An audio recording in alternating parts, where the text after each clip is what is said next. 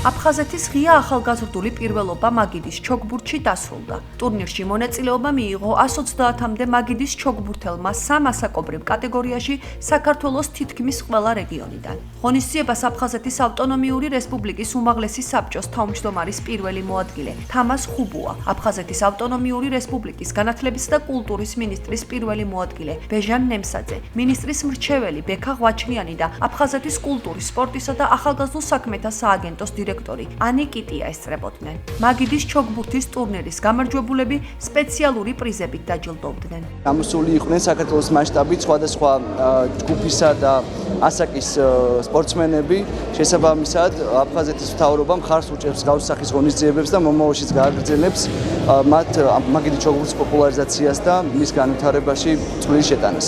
მოხარული ვარ, რომ ჩვენი დროებით აფხაზეთიდან სპორტსმენებმა გახდნენ როგორც ჩემპიონები, ასევე მიიღეს საპრიზო ადგილები. სამინისტროსთვის ერთ-ერთი პრიორიტეტული და მნიშვნელოვანი საკითხი არის კონკრეტული პროგრამების, კონკრეტული სპორტის მხარდაჭერა. ინიციატივას ყოველთვის ჩვენ დაუჭერთ მხარს. აფხაზეთის პირველობა მაგიდის ჩოგბურთში, თუნდაც ამ ლოკაციაში, ამ სახელწოდებით ასეთი ღონისძიების ჩატარება ქმნის ძალიან დიდ мотивაციას იმისა, რომ რაც შეიძლება მეტმა მონაწილეებმა მიიღოს მასში მონაწილეობა. არა მარტო აფხაზეთიდან დევნილებმა, არამედ ადგილობრივებმაც. ძალიან მიხარია ეს, რომ ჩემი ოცნება ახდა და ეს შეჯიბრი მოვიგე.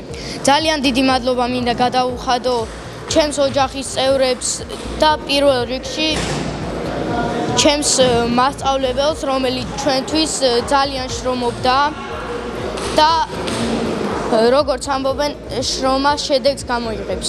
გამიხარდა, რომ ამ ტურნირში გავიმარჯვე. ეს არის ჩემი მასწავლებლის მწვრთნელის დამსახურება ამირან ჯინჭარაძის. ძალიან გამიხარდა, რომ ჩემი შრომა დაფასდა.